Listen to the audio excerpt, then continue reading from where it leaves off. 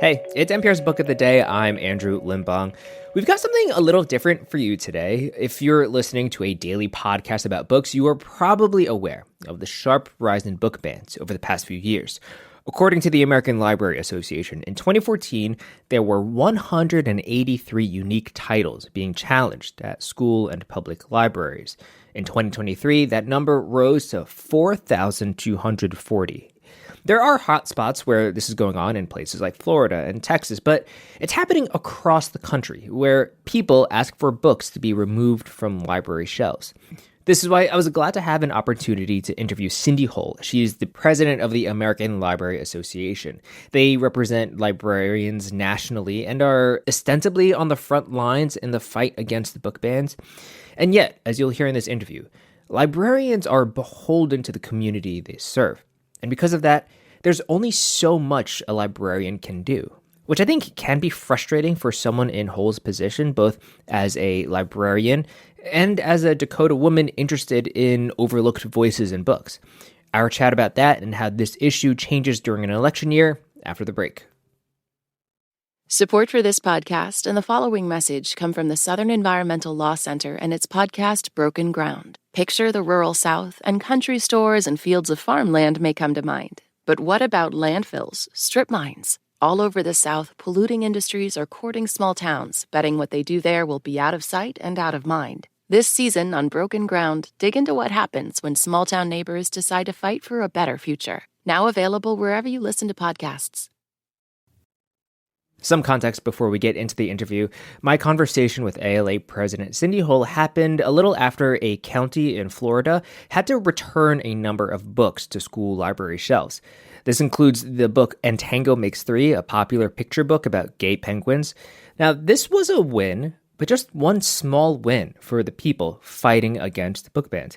In reality, that side hasn't been able to do much to stop the rising tide of book bans. And I just asked Hohl straight up why that was.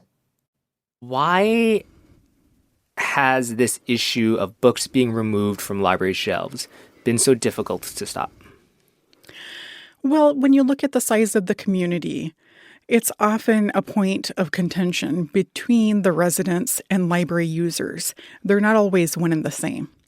And so when we look at well-meaning patrons, constituents, residents, and they are making decisions based on misinformation, it is the role of the library and the librarian to help set the record straight.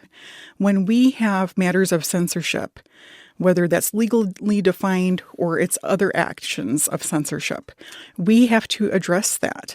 And ALA is here to make sure that everyone knows that we will support them in those efforts. So what does that mean, though? So I was doing research on this most recent settlement about And Tango Makes Three, right? And I found this post, I think it was from the Reddit, this librarian subreddit from, I think 5 years ago, from a librarian being like, some parents are complaining about these gay penguins. What do I do? And so what would the ALA's playbook be for a librarian in that position? So we have toolkits available. And if anyone has a challenged title that comes across their desk, a parent has submitted a concern, they've followed the process of challenging the material, the librarian can contact ALA, they can go to our website and select a title that they're needing information on. We have these toolkits available so that everyone can see what is the information about this specific title, looking at the publisher, the author's bio, the content, the illustration, the copyright. We give them this book resume, is what they're called. And they're able to provide that back to their community, whether that's their board member, their trustee, whether that's library administration, whether that's city management. That helps them strengthen the decision that they're going to make as they go through that book challenge material process. If someone is mad about a book about gay penguins, does knowing the publisher or knowing, anything about the author is really going to impact how they feel about the book? It depends on the person. If someone is fearful of a storyline to the point where they feel it's problematic for society as a whole, and they want to challenge that content, they're going to do so. They're going to move forward their complaint. And everyone has a right to do that. We all have a right to use the library. What we don't have rights to do is to tell fellow Americans what they can and cannot read. That is not the role of any neighbor. We're here to help each other. And if you don't like a certain storyline, you certainly don't have to read it, nor do you have to give it to anyone else to read. If you don't want to write a review for a title, if you don't want to support that storyline, then you don't. You pick up another book and you read it. But to tell another person that they are not allowed to access information, that is not what the First Amendment is about. The constitutional rights are for everyone. Something I'm hearing, the ALA itself can't say you shouldn't remove this book, right? Because it's up to like every individual community. And so librarians have one hand tied behind their back because a group like Moms for Liberty can say, you should remove this book from your school. That's true. So ALA is an association, a member association for our members, whether that be individuals or actual library institutions. So ALA is here to support and to be that voice of national librarianship. In our support for the field, we want to make sure that everyone knows all of the different resources that are available. And in this time of attempted censorship, we're having to continually reinforce those resources and helping everyone see that we are going to be stronger together. We are going to continue to help everyone access the library in the best way possible. And we want everyone to seek accurate information from credible sources. Looking back on the past years, do you think that there's anything the ALA could have done in 2015, 16, right? Your predecessors, any moves they could have made to sort of halt this tide sooner? Well, that would be asking ALA to combat hate and racism. And I don't know that there's any one entity in this country that's been able to successfully accomplish that. From the time that Native Americans were discovered, that's all we've experienced for generations now. We continue to see marginalized people be told that they're less than, that they don't belong, that they're not welcome in society. If ALA had that magic, I'm sure we would have done something by now. But I don't know that there's any one act that any association or any other federal entity for that matter can do to stop this adverse rhetoric. The groups pushing for the removal of books have been very good at grassroots organizing. I've watched a ton of school board meetings. They're very good on the ground on elections, on school board elections.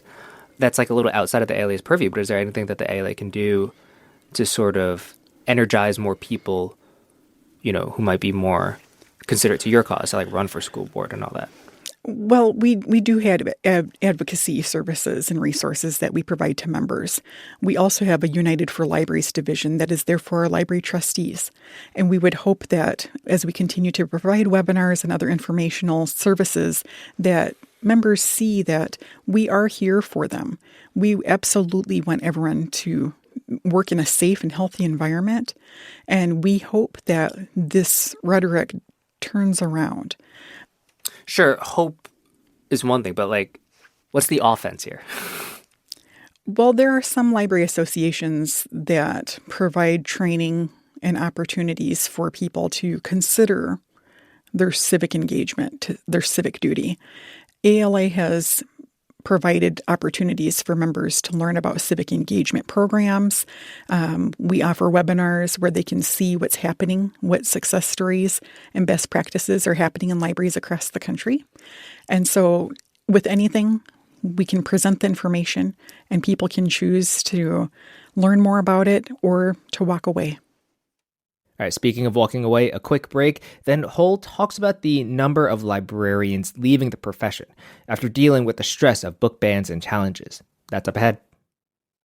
Support for NPR and the following message come from IXL Learning. IXL Learning uses advanced algorithms to give the right help to each kid no matter the age or personality. Get an exclusive 20% off IXL membership when you sign up today at IXL.com/NPR. This message comes from REI Co-op. From early morning runs to last-minute trips, make time to opt outside. When you're ready, REI has your gear, clothing, classes, and advice. Visit rei.com/opt-outside. Hey, welcome back to the pod. We're going now to the second part of my interview with Cindy Hohl, president of the American Library Association. And here, she talks about the mental toll the fight over book bans has taken on librarians across the country and on her, as someone who cut her teeth in the Kansas City public library system. Is it outside of the ALA's purview to say plainly, you should have genderqueer on your shelves? You should have All Boys Aren't Blue on your shelves? ALA provides communication to help people make the best decision for their community in regards to the development of their collection. Of course, the collection is different. No two libraries are identical. We all have different needs in our communities that we serve. Resources are always going to be the biggest deciding factor as to how diverse that collection can be. If they're able to obtain new materials to add to that collection. And as we look at who the target audience is, what is this library type? We have academic, special school, tribal libraries all over. The public library has been the main library type that's been under this scrutiny. And is it the public? Or I feel like it's more like school libraries. Well, it's public libraries with drag queen story times. Yeah. Everyone wants to say every public library in this country are doing drag queen story times, and that's so problematic and it's so harmful to the community. In reality, that is not happening in every community. It's happening in the communities where they want to see that programming offered. In school libraries, we have some schools that are under attack. They want to isolate titles, say remove them from the schools. And you'll also see some of these reports stating that whole lists of titles are being given to libraries and they don't even have any of those books in their collection. So they're seeing that happen in one community and they're layering it over theirs.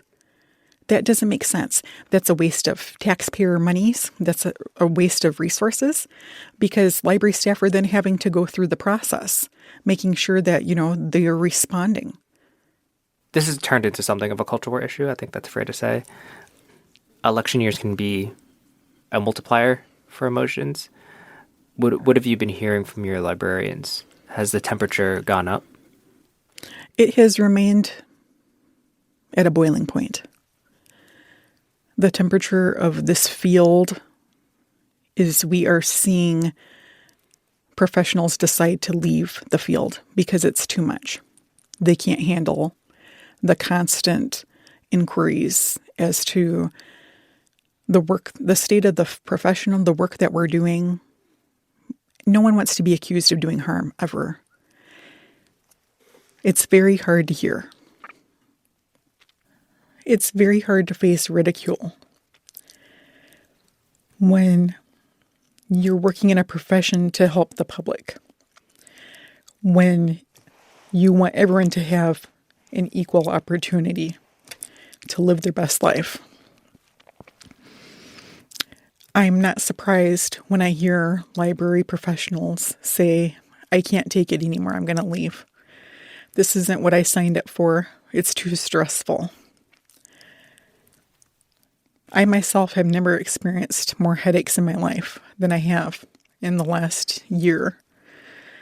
And I ask myself, how are we going to move past this?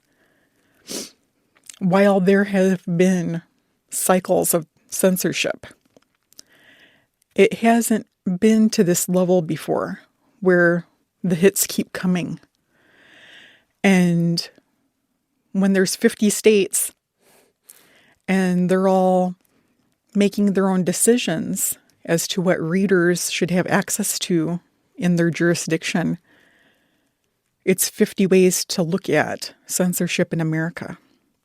What is allowed, what will continue, what's considered too much, what's considered not enough. When you hear of states that are enacting laws to potentially incarcerate librarians and fine them thousands of dollars It's hard to wrap your mind around that.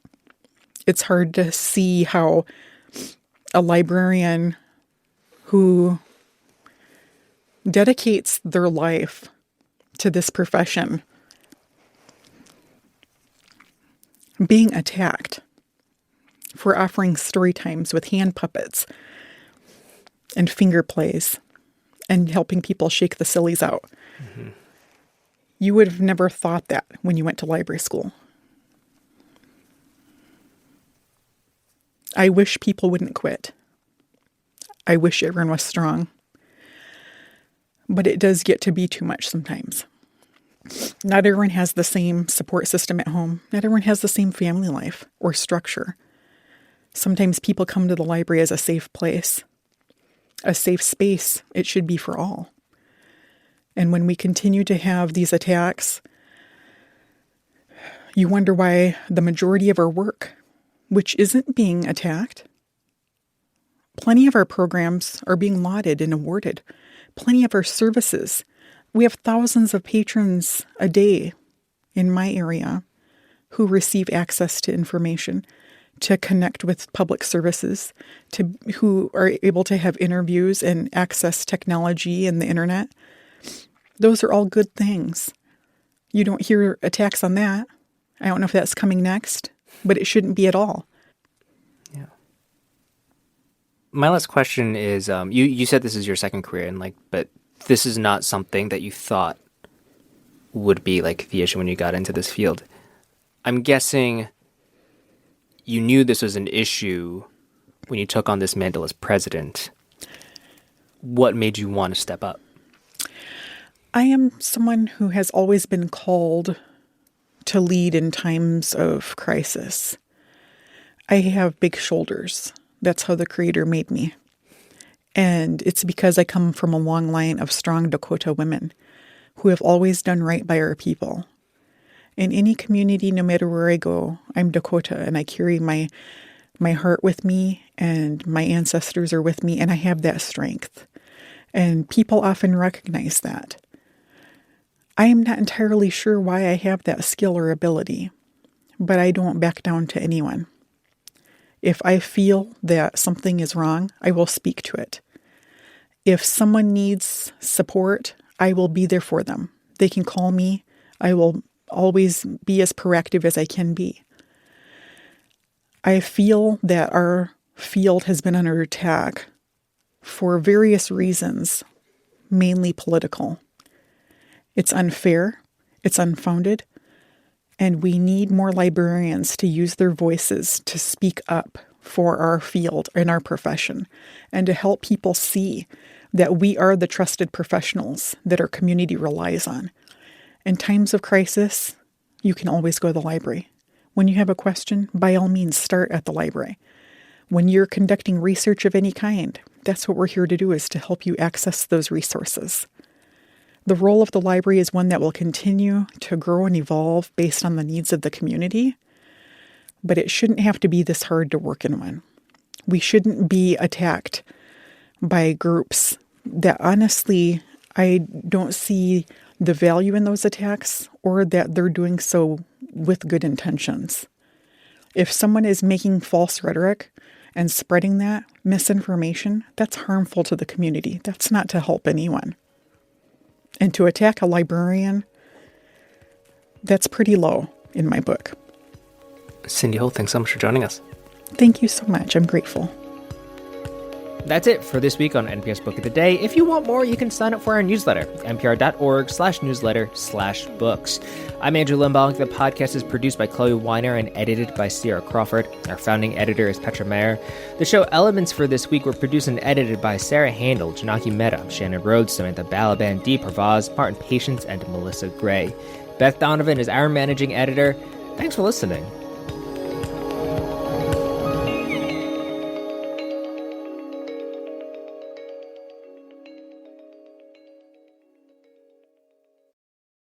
Support for NPR and the following message come from IXL Learning. IXL Learning uses advanced algorithms to give the right help to each kid, no matter the age or personality. Get an exclusive 20% off IXL membership when you sign up today at IXL.com/NPR.